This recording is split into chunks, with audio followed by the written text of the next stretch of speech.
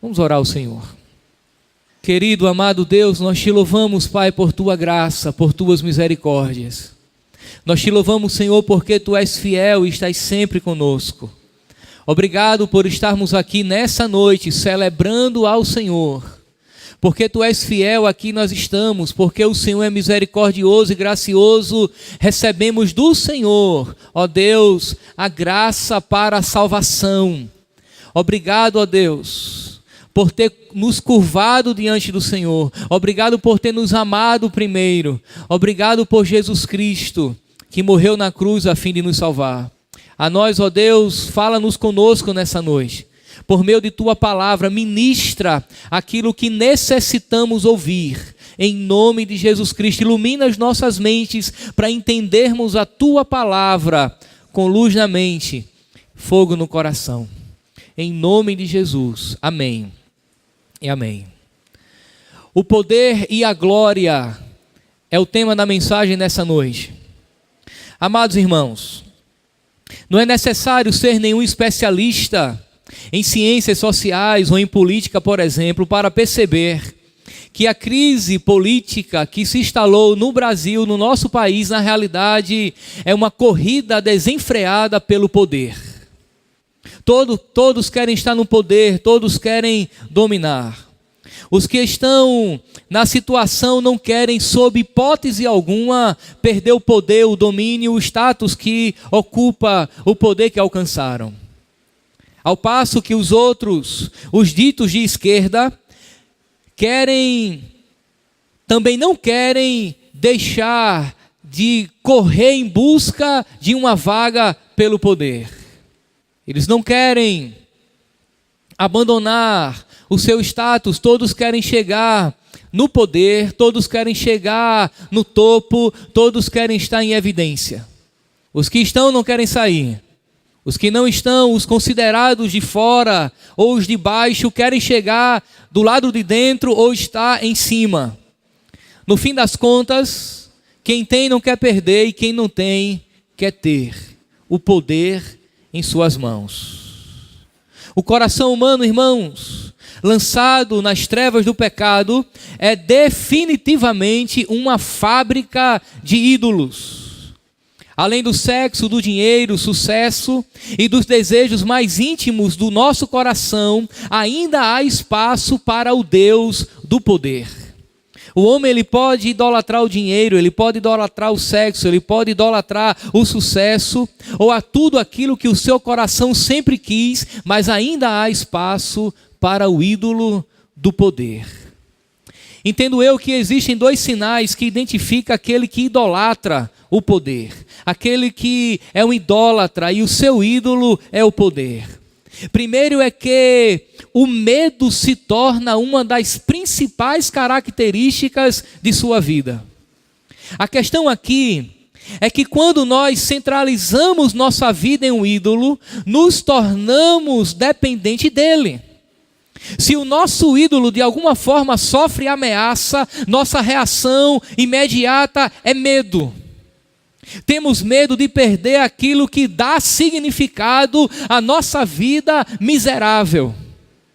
Eu tenho um ídolo e qualquer ameaça que ele sofre, o meu coração é preenchido de medo, porque aquele ídolo me dá significado, ele determina quem eu sou e eu não suporto ver ele sob ameaça. São pessoas, irmãos, que diante das outras se apresentam como gigantes e poderosas, mas no privado sofrem o terror e o medo de perder o status, o poder e a suposta influência que exerce sobre os outros. Ele está sempre protegendo algo, sempre vê os que se aproximam com desconfiança e ameaça, e o mais impressionante, tem pessoas que se convertem e continuam exatamente assim, com medo de perder seu suposto poder. São aquelas pessoas, irmãos, que chegam, por exemplo, até a liderança da igreja, não porque Deus lhe vocacionou, mas porque tem sede do poder e de dominar sobre os outros. E quando uma pessoa chega ao poder, a um status de liderança, seja onde for, apenas para uma satisfação própria, fazendo daquela situação seu ídolo, o desejo do seu coração, isso é maligno. Porque a intenção de estar ali não é adorar a Deus. A intenção de estar ali não é a glória de Deus. É a proclamação da sua própria glória. Essas pessoas são medrosas e sorrateiramente traiçoeiras. Muitas vezes na igreja elas adoram a Deus, mas em casa, no privado, elas acendem um incenso ao ídolo do seu coração: o poder, a glória. O segundo sinal de um coração idólatra pelo poder é que os outros sempre são vistos como maus. Ele apresenta a si mesmo como o padrão, mas os outros são vistos como oponentes e maus. É aquele indivíduo que é padrão para todos, quer dominar sobre tudo e todos, mas os outros são demonizados. São vistos como pessoas más porque lhe ameaçam. Você já viu aquele indivíduo que quando percebe que o outro se aproxima, logo providencia sutilmente um meio de aterrorizar o coração do povo, apresentando uma péssima imagem dele? Aquela pessoa ainda nem chegou, mas antes dela chegar, aquele que não quer perder o controle, o domínio, o poder, logo se preocupa em dizer: olha, aquele que vem não é muito interessante, é ruim. Ele é mau. Porque ele vê sempre o outro como uma ameaça, irmãos, e isso é muito sério. A idolatria é devastadora e profundamente destrutiva à vida do crente e da igreja. Temos que ter sede do poder de Deus e não do poder dos homens. Foi um filósofo holandês quem disse que o principal problema da vida é o pecado e a única solução é Deus e sua graça. Eu quero que você repita comigo: o principal problema da vida é o pecado e a única solução é Deus e sua graça. Vamos lá? O principal problema da vida é o pecado e a única solução é Deus e sua graça. Já no jardim do Éden, o ser humano, irmãos, revela sua sede pelo poder.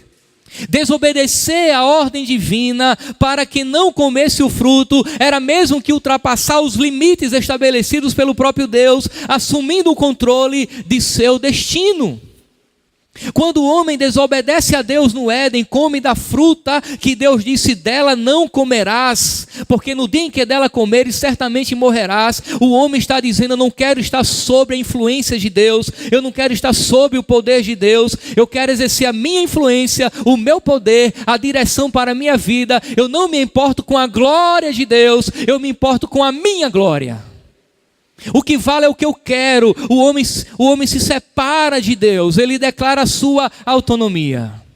Isso aconteceu com Adão e trouxe toda a tragédia para a raça humana. Mas há uma outra história na Bíblia que relata um homem embriagado pelo poder. Esse homem, irmãos, é o homem lá de Daniel, o rei Nabucodonosor. Daniel capítulo 2. É o texto que nós iremos ler agora, por favor. Daniel capítulo 2. A partir do verso 1 e nós iremos ler até o verso 3. Diz assim a palavra de Deus: no segundo ano do reinado de Nabucodonosor, teve este um sonho. O seu espírito se perturbou e passou-se-lhe o sono. Então o rei mandou chamar os magos, os encantadores, os feiticeiros e os caldeus, para que declarassem ao rei quais lhe foram os sonhos. Eles vieram e se apresentaram diante do rei. Disse-lhe o rei: tive um sonho, e para sabê-lo está perturbado o meu espírito. Os caldeus disseram ao rei em aramaico: ó rei, vive eternamente. Dize o sonho a teus servos e daremos a interpretação. Em primeiro lugar, irmãos, nós encontramos um homem embriagado pelo poder, Nabucodonosor.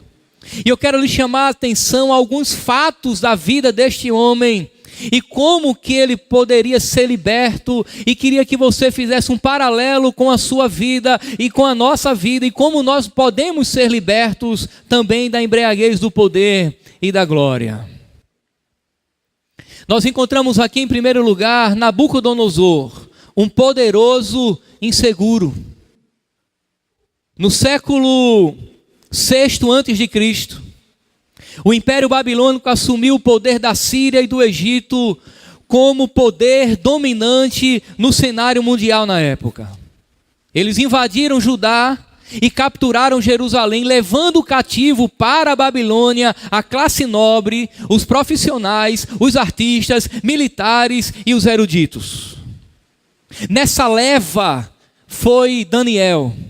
Daniel fazia parte do grupo dos notáveis, daqueles que com toda certeza seriam separados pelo rei da Babilônia a fim de lhe servir lá no império. Eles foram espertos, levaram cativos a classe nobres, os notáveis, os inteligentes, os articulados. À medida que as mulheres plebeias foram abusadas, muitos jovens foram mortos a fio de espada. A cidade sitiada, muita gente morreu do lado de dentro, porque não tinha como escapar. Com o passar do tempo, todo o mundo da época estava sob domínio do grande rei e general Nabucodonosor.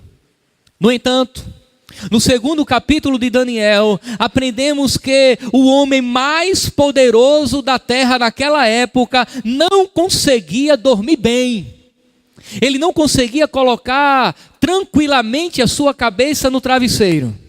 No segundo ano de seu reinado, Nabucodonosor teve um sonho. Sua mente, irmãos, ficou profundamente perturbada e ele não conseguia dormir.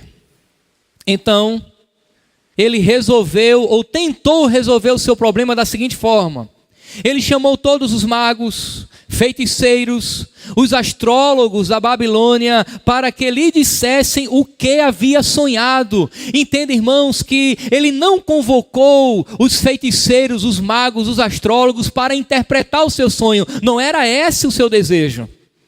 Ele convidou para que o povo lhe dissesse qual foi o sonho que ele teve e qual a sua interpretação. A coisa era muito mais complicada. Certamente ele fez isso por uma estratégia e por sinal muito inteligente. Se eu contar o sonho, pode vir qualquer interpretação e necessariamente não ser essa a verdadeira. Mas ele convoca aquele povo e diz: tudo bem, eu quero que vocês me contem qual foi o sonho que eu tive e depois me dê a interpretação. A coisa era muito mais complexa. Quando eles vieram à presença do rei, ele lhes disse: tive um sonho para sabê-lo, está perturbado o meu espírito. Estou angustiado, quero saber a interpretação, não sei, e por isso estou perturbado no espírito. Nabucodonosor, irmãos, ficou profundamente perturbado com aquele sonho. Ele havia sonhado com uma estátua enorme, e provavelmente essa era a visão que ele queria que o mundo tivesse dele, um gigante prevalecendo sobre o mundo inteiro. No entanto, diz a Bíblia que a estátua tinha pés de barro e desmoronou. O rei acordou banhado em suor, assustado. E aqui tem a pergunta: significaria essa estátua de pés de barro que foi ao chão, significaria a derrocada do império de Nabucodonosor que estava para cair? Amados irmãos, aqui aprendemos que muitos que têm sede de poder são bastante ansiosos e medrosos. É o medo de perder o controle das coisas, é o medo de perder o controle da situação, é o medo de perder o domínio sobre aquilo ou sobre aquele, é o medo de fazer com que o seu poder se esvaia entre os dedos. Na realidade, nós homens somos naturalmente inseguros e procuramos superar a segurança ou a insegurança com a sede pelo poder. Aquela pessoa que é extremamente insegura, aquela pessoa que é extremamente cautelosa em tudo que faz, tem medo no coração, ele quer dominar para se proteger. Naturalmente nós somos assim. Nós temos medo. E a melhor arma contra o medo é atacar, é aparentar uma postura de soberano para que as pessoas não me atinjam, mas na realidade eu tenho medo. Estamos sempre fingindo que somos ilimitados, quando de fato nós somos limitados em nossas capacidades de governar, inclusive a nossa própria vida. Isso, irmãos, para um coração orgulhoso é terrível, chegar à conclusão e à consciência de que nós não temos a capacidade de determinar um minuto, um segundo sequer da nossa vida. Para um coração orgulhoso descobrir que não tem a capacidade de resolver o que vai acontecer na sua vida daqui 1 hora, é aterrorizante. Porque nada nos garante, por exemplo, que nós sairemos por aquelas portas hoje à noite da igreja e chegaremos com segurança em casa. Nada nos garante. Nós nos precavemos, obedecemos os sinais de trânsito, colocamos o cinto de segurança, mas nada que possamos fazer nos dá a segurança plena e absoluta que nós temos o governo e o controle da nossa vida. Nada nos garante. Ninguém é tão poderoso, irmãos, a ponto de ter o curso da sua história nas mãos, por exemplo. Afinal de contas, não somos nós quem determinamos o dia do nosso nascimento, a época em que devemos nascer, quem serão os nossos pais, quem aqui nasceu para escolher o nome que recebeu. Isso demonstra de maneira clara e simples que nós não mandamos em nós mesmos. Você não escolheu a cor da sua pele, a textura do seu cabelo. Necessariamente, nós não temos um domínio absoluto sobre nós. A consciência dessas coisas, irmãos, é aterrorizante para os que idolatram o poder. Mas o que mais me chama a atenção é que ídolos de poder não são apenas para os poderosos. Você pode conseguir o poder por vias pequenas e insignificantes, tornando-se, por exemplo, o mandão do grupo, ou simplesmente liderando um grupo pequeno de pessoas que estão sob a sua autoridade. Você pode se satisfazer com o poder, sendo o manda-chuva da sala de aula, o corajoso do bairro, o destemido na igreja. No grupo que você lidera, você é quem manda e ponto final. Você manda porque pode e os outros obedecem porque tem juízo. Não precisa ser o presidente da república. Não precisa estar numa esfera de poder altíssima para que o ídolo do poder se manifeste em nossos corações. Às vezes, irmãos, em esferas menores, o ídolo também se manifesta. Era isso que havia no coração de Nabucodonosor, e aquele sonho, aquela visão da estátua gigantesca que vai ao chão, lhe deixa aterrorizado. E aqui há um segundo detalhe em sua vida. Nabucodonosor, um poderoso humilhado. Os sábios de Nabucodonosor não puderam interpretar o sonho para ele. Finalmente, alguém teve uma brilhante ideia: chama Daniel. É um dos cativos de Judá. Ele tem a capacidade de interpretar sonhos. É um dos exilados, manda chamar Daniel. Daniel vem. E pelo poder de Deus, Daniel foi capaz de dizer ao rei o conteúdo de seu sonho, antes de Nabucodonosor revelá-lo. Irmãos, esse texto me deixou maravilhado com a glória de Deus. Porque Nabucodonosor não quer simplesmente a interpretação do sonho. Ele quer que seja dito a ele qual foi o sonho que ele teve, para daí então vir a interpretação. E Daniel não só vai interpretar o sonho, mas vai dizer qual foi o sonho que ele teve. Só Deus, irmãos, tem esse poder. Só Daniel, só um servo de Deus poderia receber tamanha revelação naquele momento. Eu quero lhe convidar a ler o capítulo 2, verso 31 ao 35. Diz assim a palavra de Deus: Tu, ó reis, estavas vendo, e eis que uma estátua grande, esta que era imensa e de extraordinário esplendor, estava em pé diante de ti, e a sua aparência era terrível. A cabeça era de fino ouro, o peito e os braços de prata, o ventre e os quadris de bronze, as pernas de ferro, os pés em parte de ferro e em parte de barro. Quando estavas olhando, uma pedra foi cortada sem auxílio de mãos, feriu a estátua nos pés de ferro e de barro e os esmiuçou.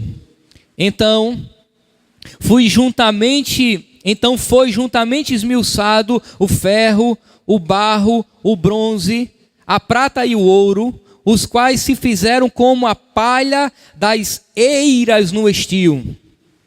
E o vento os levou, e deles não se viram mais vestígio. Mas a pedra que feriu a estátua se tornou em grande montanha, que encheu toda a terra. A estátua, irmãos, representava os reinos da terra. Ela apareceu como um ídolo gigante e representava a idolatria do poder e das conquistas dos homens. Aquela estátua aponta para os poderes humanos. Ela apareceu como um ídolo e representava ali a idolatria do poder. Era o retrato da civilização humana. Comércio, cultura, governo, poder, tudo exercido por seres humanos para glorificar a si mesmo. Era o que havia no coração dos imperadores da época e é o que há no coração de muitos hoje também. O domínio, o poder, o estar no controle, o exercício do comércio, da cultura, do poder, tudo isso sendo executado não para a glória de Deus, mas para glorificar a si mesmo. Você lembra que quando Barack Obama ele foi eleito presidente dos Estados Unidos da América pela primeira vez, no seu primeiro mandato, os tabloides aqui no Brasil, as redes sociais, as mídias, as revistas, os jornais, estamparam a sua foto dizendo o homem mais poderoso do mundo. E talvez seja, irmãos, o cargo político mais cobiçado da face da terra. Ser um presidente da república de uma nação que ostenta poder imperial. A grande questão é que tais pessoas, elas chegam ao poder, elas alcançam esse nível de poder, mas o grande problema é que esse alcance, o desempenho desse poder não é para a glória de Deus. É para a sua própria glória, é para a satisfação nacional. Nós somos o maior império do mundo, nós temos a maior economia do mundo, nós temos, nós podemos. O homem no centro e Deus na lateral, isso é um coração pecador. O texto diz que aquele ídolo foi esmagado por uma pedra. Que coisa incoerente. Aquele ídolo na visão, no sonho, era feito de metal, de ouro, de prata, mas de repente uma pedra o esmagou. Em contraste com os materiais da estátua, a pedra foi cortada não por mãos humanas, vinda de Deus. Embora a pedra valesse menos que todos os metais da estátua, era o componente mais poderoso naquele momento. Porque veio de Deus. E se veio de Deus, irmãos, uma pedra destrói o aço. Se vem de Deus, uma pedra destrói o ouro, a prata, os ídolos, os gigantes, porque Deus não precisa de muita coisa para derrubar aqueles que são supostos deuses. Amados irmãos, o sonho era ao mesmo tempo um chamado à humildade. Embora as circunstâncias pareçam muitas vezes favoráveis aos poderosos, Deus, enfim, os fará cair. Aquele sonho era um chamado à humildade. Os que estão no poder devem compreender que não conquistarão poder, mas sim o receberão de Deus, e que todo o poder humano se quebra no fim. Se não vier de Deus, no final tudo vai ao chão. Se não vier de Deus, tudo vai ao chão, a derrocada se quebra, e Deus precisa mandar apenas uma pedra. Deus estava falando, ou Deus estava quebrando o ídolo do poder que estava no coração de Nabucodonosor. Deus, irmãos, é o Todo-Poderoso, e o rei da Babilônia deveria entender isso. Ele ostentava poder, acreditava que estava no topo e jamais ninguém o tiraria dali, mas Deus estava dizendo que Ele tem poder para tirar. Amada igreja, os ídolos do nosso coração só serão quebrados quando tivermos um conhecimento correto de Deus, quando entendermos que Ele é poderoso e justo juiz.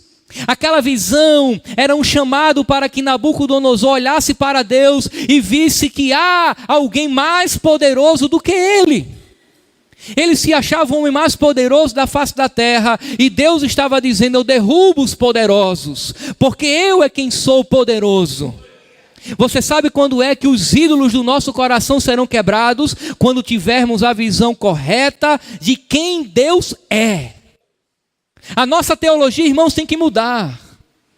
A nossa teologia tem que ser direcionada, a nossa vida tem que ser teodirecionada, ou seja, direcionada para Deus.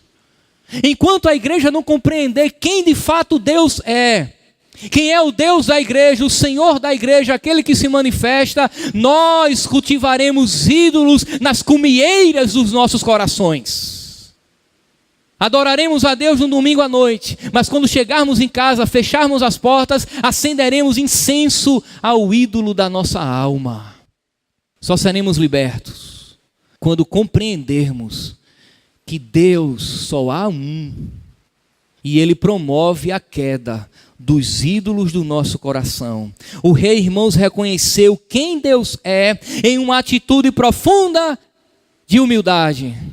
A visão dele começa a mudar. Observe o capítulo 2, verso 46 e 47.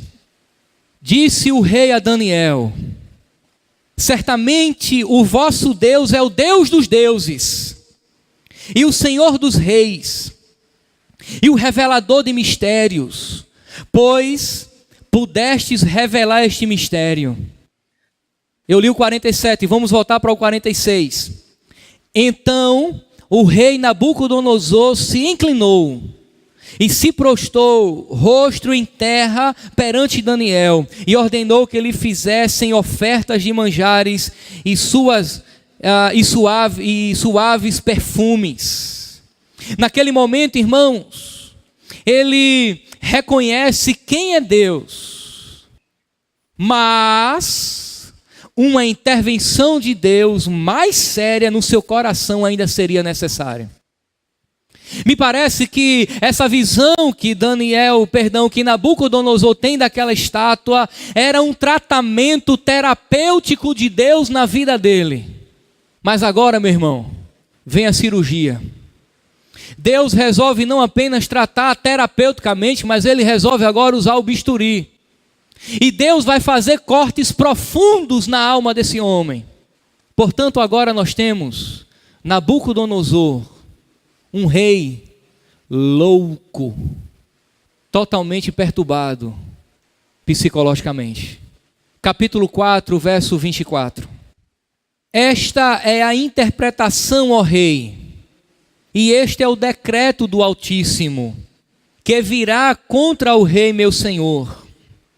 Serás expulso de entre os homens, e a tua morada será com os animais do campo, e dar-te-ão a comer ervas como aos bois, e serás molhado com o orvalho do céu, e passar-se-ão 7 tempos por cima de ti, até que conheças que o Altíssimo tem domínio sobre o reino dos homens, e o dá a quem quer.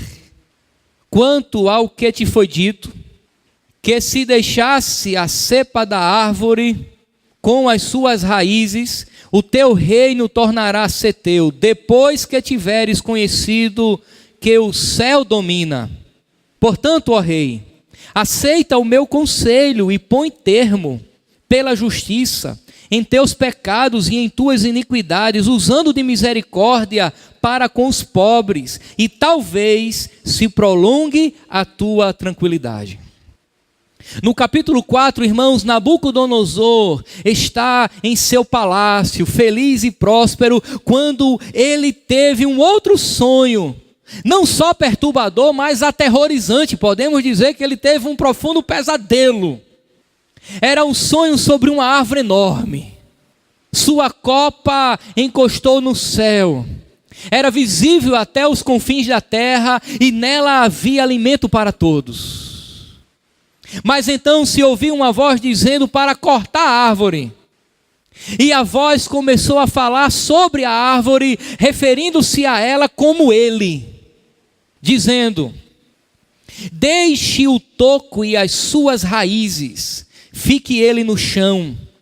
Ele será molhado como o orvalho do céu, e com os animais comerá a grama da terra.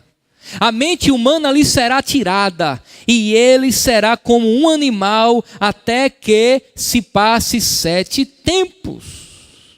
E daí, irmãos, tremendo nas bases, o rei Nabucodonosor mandou mais uma vez chamar Daniel, que ouviu atentamente o sonho enquanto empalidecia.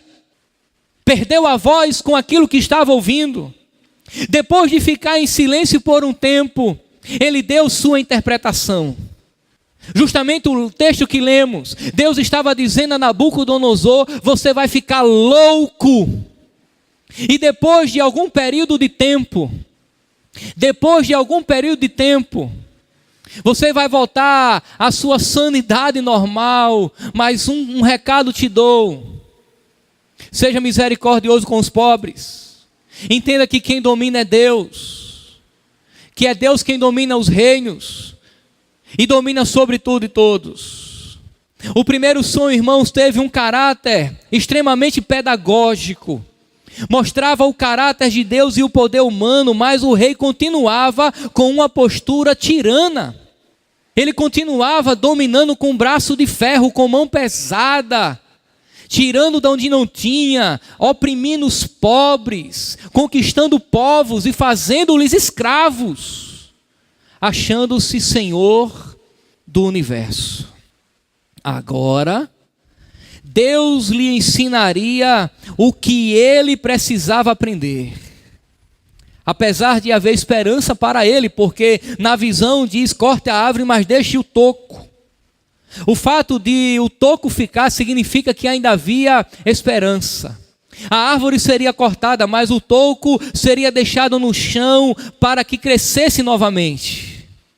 E aqui, irmãos, podemos aprender que quando Deus disciplina, não é para destruição, mas para restauração.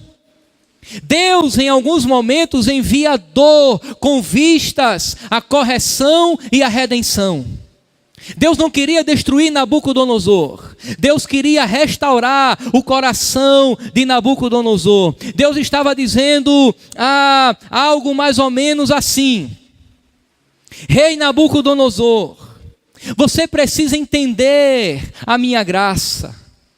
Você precisa entender a graça de Deus. Seu poder lhe foi dado. Se você soubesse disso, ficaria mais relaxado e seria mais justo, menos tirano.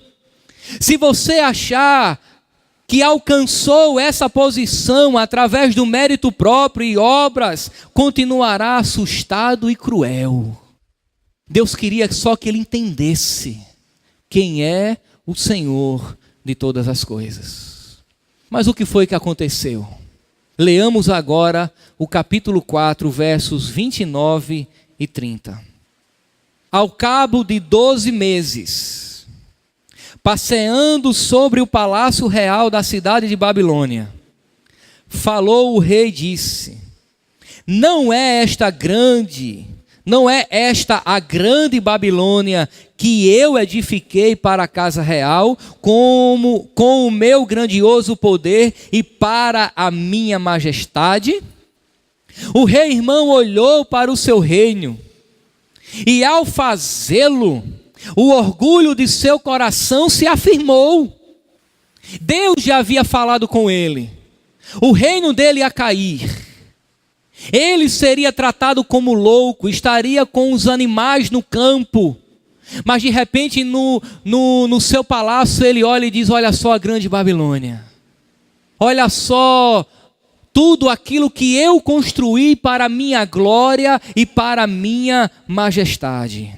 Naquele momento, uma voz do céu soou e disse: sua autoridade real foi tirada. Você será expulso do meio dos homens.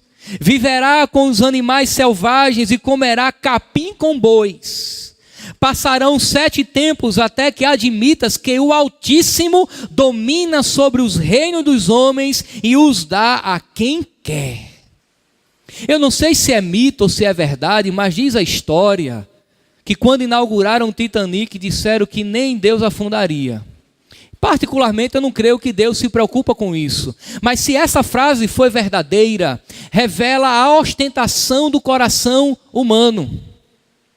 É aquela posição, aquele status, aquela conquista que o homem põe a mão e diz: é meu, ninguém toma, e ponto final, eu domino sobre tudo. É a minha glória. É a grande Babilônia, a senhora do universo. Era assim que ela era considerada na época. A senhora do universo. Imediatamente, irmãos, o rei caiu no que parece ter sido um período de doença mental severa. Nós não sabemos necessariamente o que aconteceu, mas de maneira superficial e uma análise leiga, ele enlouqueceu. Ele saiu do palácio e passou a viver entre os animais. Um amigo meu disse que isso aqui é o fundamento bíblico para provar que lobisomem existe. Não sei se você acredita em lobisomem. Um amigo meu disse que Nabucodonosor virou lobisomem. Eu não sei. Acredito que não. Fantasia. Mas uma coisa é certa.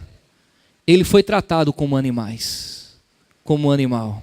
Amados irmãos, Deus não dá nem divide a sua glória com ninguém. É de fato, irmãos, loucura pensarmos que somos poderosos e temos as rédeas das nossas vidas e dado os outros em mãos. Aqui aprendo uma outra lição importante. O ídolo do poder é alimentado pelo orgulho dos nossos corações. Não esqueça isso. O ídolo do poder é alimentado pelo orgulho dos nossos corações. Afinal de contas, o orgulho é o combustível da sede de poder. Foi C.S. Lewis quem disse que o orgulho é o grande pecado. E aqui, irmãos, eu quero caminhar para o fim chamando a sua atenção para isso. Observe. Uma das ironias do pecado é que quando os seres humanos tentam se tornar mais que humanos, como deuses, caem e se tornam menos que humanos. Isso é irônico, mas o pecado produz isso em nosso coração. Quando nós desejamos ser mais do que somos, nós caímos e nos tornamos menos do que somos. Nós somos seres humanos, mas quando desejamos ser Deus, vem a queda e Deus nos faz ter atitudes animalescas. Queremos ser mais do que somos e Deus nos leva a ser menos do que somos, a fim de reconhecer que só Ele é Deus Todo-Poderoso. Ser seu próprio Deus e viver para a sua glória e poder leva ao tipo de comportamento, irmãos, mais bestial e cruel. O ser humano, quando deseja ser Deus, ele se torna um animal. Ele tem atitudes bestiais. O orgulho faz de mim, de você, um predador, não uma pessoa. Foi isso que aconteceu com Nabucodonosor. No livro de C.S. Lewis, para crianças, C.S. Lewis ele escreve uma série de livros para crianças. No seu livro, A Viagem do Peregrino da Alvorada, um dos personagens principais é um tirano aprendiz, um garoto chamado Eustáquio Mísero. Eu quero chamar a sua atenção para isso. Sua evidente ambição de poder se expressava das formas mais maldosas para um garoto de escola, provocando colegas, torturando animais, fazendo fofocas e buscando a simpatia de autoridades adultas. Era um Nabucodonosor em treinamento. Certa noite, Eustáquio encontrou uma enorme pilha de tesouros em uma caverna. Ele ficou, irmãos, eufórico e começou a imaginar a vida de conforto e poder que agora teria. Quando acordou, para seu horror, havia se transformado em um horrível dragão. Ao dormir sobre o tesouro do dragão, com pensamentos ambiciosos e draconescos no coração, virou um dragão. Torna-se em dragão, ou tornar-se em dragão foi uma consequência natural, porque pensava como um dragão, ele se tornou um dragão. Ele entrou na caverna, viu o tesouro do dragão, pensou como dragão e se tornou um dragão, um animal. Amados irmãos, quando colocamos nosso coração no poder, tornamo-nos predadores, insensíveis. Nós nos transformamos naquilo que adoramos. É uma tese teológica defendida por alguns. Você se torna aquilo que você adora. Se você adora o poder, você está embriagado pelo poder. Você é tão destrutivo quanto o seu ídolo. Eustáquio agora era um ser muito poderoso, mas também era temível, medonho e completamente só, porque ninguém quer estar perto de um dragão. Isso é o que o poder faz conosco quando buscamos como um fim em si mesmo. Os poderosos, os que são embriagados pelo poder, estão condenados a terminar os seus dias a sós. O choque da transformação humilhou Eustáquio. E ele desejou ser um garoto normal novamente. Quando o orgulho se esvaiu, a idolatria de seu coração passou a ser curada. Certa noite, o dragão Eustáquio encontrou um leão misterioso. O leão o desafiou a se despir, a tentar tirar a sua pele de dragão. Ele conseguiu descascar uma camada, mas descobriu que ainda havia uma camada de dragão embaixo daquela que ele havia tirado. Tentou mais uma vez, mas não obteve progresso algum.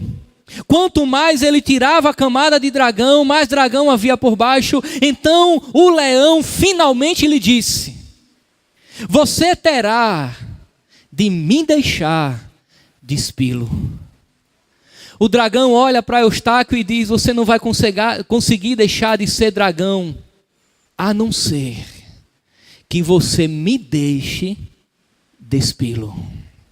E daí Eustáquio diz: eu tinha medo das garras dele. Posso lhes dizer, mas estava à beira do desespero. Então me deitei no chão para deixá-lo fazer isso.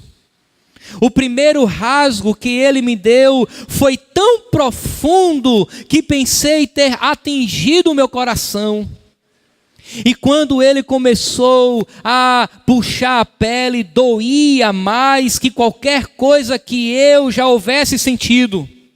Bem, ele tirou toda a casca animalesca, da mesma forma que eu julgava ter feito por 3 vezes, com a diferença de que não havia doído, e lá estava ela na grama. Mas muito mais espessa, escura e empolotada que todas as vezes. E lá estava eu, macio e suave como um pêssego, e menor que antes. Eu era um menino novamente. O leão da história do C.S. Lewis é chamado de Aslan, representa Cristo.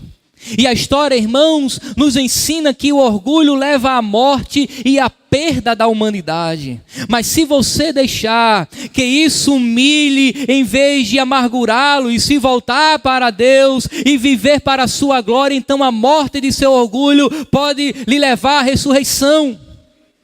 Você pode emergir, enfim, completamente humano, com um coração terno, em vez de um coração duro. Algo parecido aconteceu com Nabucodonosor. Nas palavras de seu próprio testemunho. Leiamos agora Daniel capítulo 4, verso 34 ao 36. Mas ao fim daqueles dias, eu, Nabucodonosor, levantei os olhos ao céu, tornou-me a vir o entendimento, e eu bendisse o Altíssimo, e louvei e glorifiquei ao que vive para sempre, cujo domínio é sempre eterno, e cujo reino é de geração em geração. Todos os moradores da terra são como ele, reputados em nada. E segundo a sua vontade, ele opera com o exército do céu e os moradores da terra. Não há quem lhe possa deter a mão, nem lhe dizer: que fazes? Tão logo me tornou a vir entendimento, também para a dignidade do meu reino, tornou-me a vir a minha majestade e o meu resplendor, buscaram-me os meus conselheiros e os meus grandes. Fui restabelecido no meu reino, e a mim se me ajuntou extraordinária grandeza. Quando ele se levantou, irmãos, ou quando ele levantou os olhos aos céus, a fim de olhar para Deus, o resultado foi mais que a restauração da sua sanidade, mais do que a resolução dos seus problemas, sua grandeza veio a ser maior. Amados irmãos, esse é o padrão profundo da graça de Deus, que vemos em Jesus. Nosso coração diz assim: elevar-me-ei, serei como o Altíssimo, em proveito de mim mesmo. Mas quando você lê as palavras de Jesus, Jesus diz assim: rebaixar-me-ei, descerei por amor deles. Enquanto nós queremos ser grandes, a Bíblia diz que Jesus se fez pequeno. Nós que somos pequenos queremos ser grandes. Jesus, que é o Senhor do universo, se fez pequeno por amor a pecadores. Jesus se tornou humano, irmãos, e foi à cruz do Calvário para morrer pelos nossos pecados. A Bíblia diz, em Filipenses capítulo 2, verso 9, que Jesus, sendo Deus, se humilhou em forma humana, e foi fiel até a morte e morte de cruz. O que é que eu estou querendo que você reflita? Reflita no fato de que Jesus, que é Deus, é o padrão da humildade dos homens. Aproximar-se de Cristo é remover o orgulho do nosso coração. Aproximar-se de Cristo é tomar a atitude correta, é remover os ídolos. Ora, se Jesus, que é o Senhor do universo, se humilhou, eu que não sou absolutamente nada, não tenho o direito de me achar que sou maior do que ninguém, poderoso sobre tudo e dominar sobre tudo. É olhando para Cristo que nós temos, irmãos, a cura para o orgulho da nossa alma. Ele morreu, mas isso o levou à redenção e à ressurreição. Então, se como Eustáquio, Nabucodonosor e Jesus, você cair em grande fraqueza, mas disser: Pai, nas tuas mãos entrego o meu espírito, haverá crescimento, mudança, restauração. O exemplo, irmãos, e a graça de Jesus curarão a nossa sede de poder, de prevalecer sobre tudo e todos. Aprendamos uma coisa: no reino de Deus, o nível mais alto que eu e você podemos chegar é no status de servo. Há uma diferença funcional entre mim e você, porque Deus me fez pastor, e Deus pode lhe fazer o que Ele quiser, inclusive um pastor também. Mas a diferença é funcional. Diante de Deus, a dignidade que eu desfruto é que você desfruta, nós somos absolutamente iguais. O fato de eu ser pastor não quer dizer que eu exerço poder e domínio sobre a sua vida. Na realidade, pesa sobre mim a responsabilidade de zelar pela sua vida, de preparar você para encontrar-se com o Senhor na eternidade, de exortar a igreja em relação à glória de Deus, aquilo que é o ideal para Deus, mas não me faz soberano sobre você. E quando nós olhamos para Cristo, irmãos, deve haver um profundo sentimento de inabilidade nos nossos corações. Às vezes nós estamos como Eustáquio,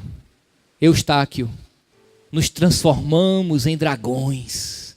Mas sabe qual era o problema inicial de Eustáquio? Ele queria tirar sua veste de dragão por ele mesmo.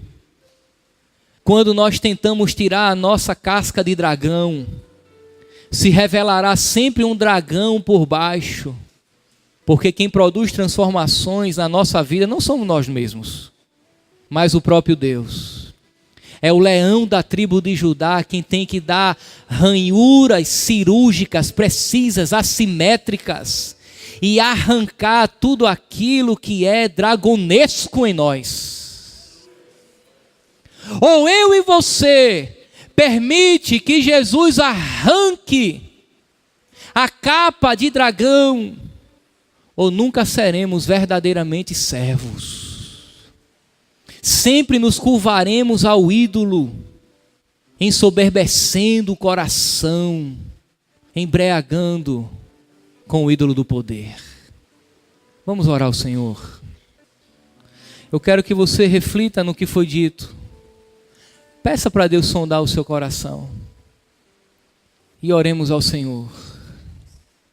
Querido Deus, nós te louvamos, Pai, por tua graça, por tuas misericórdias, porque tu és fiel sobre tudo e todos, e nada foge do teu controle.